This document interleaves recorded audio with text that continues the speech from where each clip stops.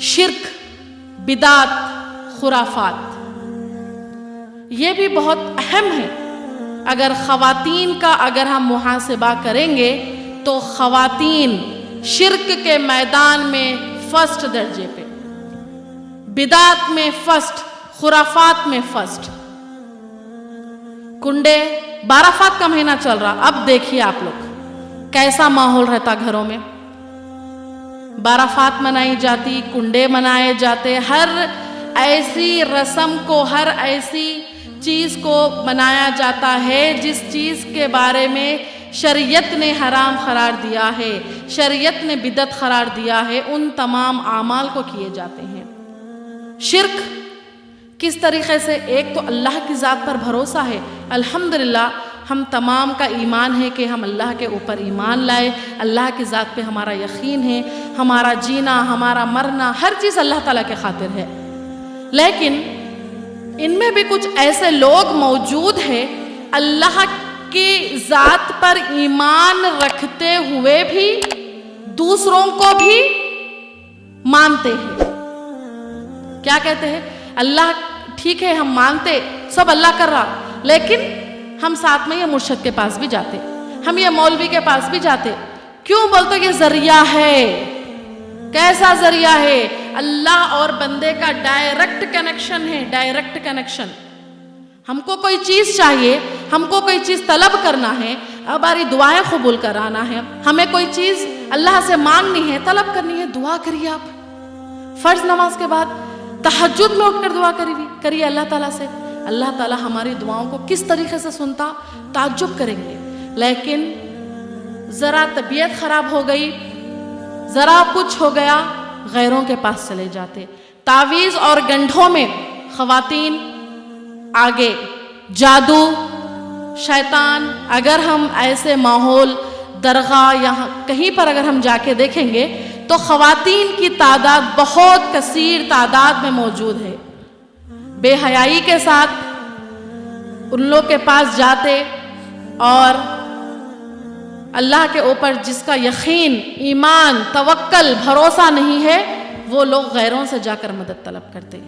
کیا اللہ کے علاوہ، میں آپ سے سوال کرتی ہوں، کیا اللہ کے علاوہ کوئی ایسی ذات موجود ہے جو ہمیں کھلاتا ہے یا پلاتا ہے، ہماری خواہشات کو پورا کرتا ہے، ہماری بیماری کو دور کرتا ہے؟ نہیں، بلکہ اللہ ہی ہے جو ہر چیز کا کرنے والا ہے۔ ہمارا ایمان، ہمارا توکل اس طریقے سے رہنا چاہیے کہ اللہ تعالیٰ ہمارے ایمان کی کیفیت کو دیکھ کر، ہمارے توکل کو دیکھ کر، ہمارے جو مشکلات ہیں، ہماری جو پریشانی ہے، ہماری جو جائز خواہشات ہیں، ان تمام کو پورا کر دے۔ کیوں ہم اللہ کا در چھوڑ کر غیروں کے پاس جائیں؟ ایمان کی کمزوری کی وجہ سے، لا علمی کی بنیاد پر۔ اگر ہمارے پاس صحیح طریقے سے قرآن مجید کا علم ہوتا، صحیح احادیث کا علم ہوتا، کیا ہم غیروں کے در پر ہوتے؟ اللہ تعالیٰ نے شرک جیسے کبیرہ گناہ کو ظلم کہا ہے قرآن مجید پر۔ جو لوگ شرک کرتے ہیں انہوں نے اپنی جانوں پر ظلم کیا۔ تو اندازہ لگائیے وہ کیسا گناہ ہے، کیا وہ ظلم ہے۔ اگر کوئی بندہ گناہ کرتا ہے، سمندر کی جھاگ کے برابر بھی اس کے گناہ ہوگے۔ سمندر کی جھاگ یعنی کہ جب سمندر میں جو لہر آتی ہے تو چھوٹے چھوٹے ببلز آتے ہیں، ٹھیک ہے، غور کرے ہوں گے آپ لوگ، جب پانی یعنی کہ لہرتا ہے تو چھوٹے چھوٹے ببلز آتے ہیں، تو وہ ہم کاؤنٹ نہیں کر سکتے۔ تو اللہ تعالیٰ کہتے ہیں کہ اگر کوئی بندہ سمندر کی جھاگ کے برابر بھی گناہ کرتا ہے تو میں اس کے گناہوں کو معاف کرتا ہوں، لیکن شرک کرنے والے کو نہیں معاف کروں گا۔ اگر اس کی موت اسی حالت میں ہو جائے تو وہ کہاں جائے گا؟ جب ہم گناہ کرتے ہیں تو اس کے بھی کنڈیشنز ہے، توبہ کے کنڈیشنز ہے۔